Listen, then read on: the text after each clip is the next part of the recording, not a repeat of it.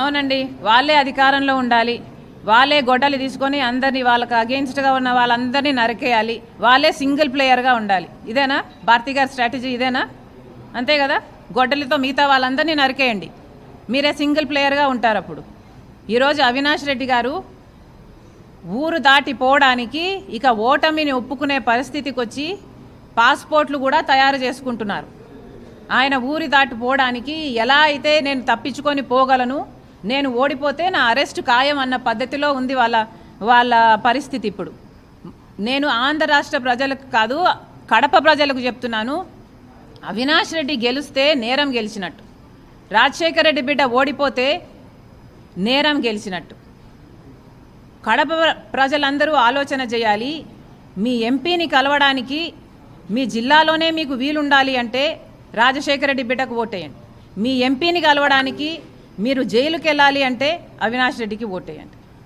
అవునండి, వాళ్ళే అధికారంలో ఉండాలి, వాళ్ళే గొడ్డలి తీసుకొని అందరినీ వాళ్ళకి అగెయిన్స్ట్గా ఉన్న వాళ్ళందరినీ నరికేయాలి, వాళ్ళే సింగిల్ ప్లేయర్గా ఉండాలి. ఇదేనా భారతి గారి స్ట్రాటజీ? ఇదేనా? అంతే కదా. గొడ్డలితో మిగతా వాళ్ళందరినీ నరికేయండి, మీరే సింగిల్ ప్లేయర్గా ఉంటారు. అప్పుడు ఈరోజు అవినాష్ రెడ్డి గారు ఊరు దాటిపోవడానికి ఇక ఓటమిని ఒప్పుకునే పరిస్థితికి వచ్చి పాస్పోర్ట్లు కూడా తయారు చేసుకుంటున్నారు.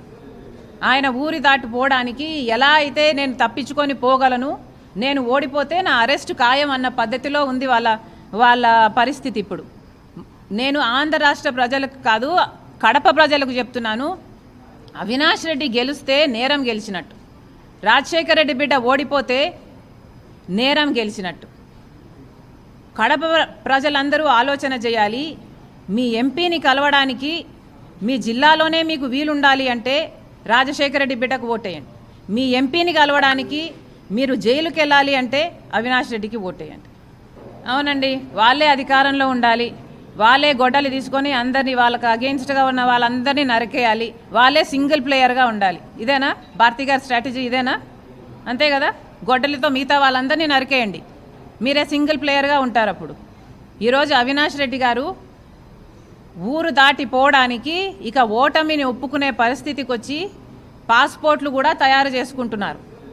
ఆయన ఊరి దాటిపోవడానికి ఎలా అయితే నేను తప్పించుకొని పోగలను, నేను ఓడిపోతే నా అరెస్ట్ ఖాయం అన్న పద్ధతిలో ఉంది వాళ్ళ పరిస్థితి. ఇప్పుడు నేను ఆంధ్ర రాష్ట్ర ప్రజలకు కాదు, కడప ప్రజలకు చెప్తున్నాను, అవినాష్ రెడ్డి గెలిస్తే నేరం గెలిచినట్టు, రాజశేఖర రెడ్డి బిడ్డ ఓడిపోతే నేరం గెలిచినట్టు. కడప ప్రజలందరూ ఆలోచన చేయాలి. మీ ఎంపీని కలవడానికి మీ జిల్లాలోనే మీకు వీలుండాలి అంటే రాజశేఖర రెడ్డి బిడ్డకు ఓటేయండి. మీ ఎంపీని కలవడానికి మీరు జైలుకి వెళ్ళాలి అంటే అవినాష్ రెడ్డికి ఓటేయండి.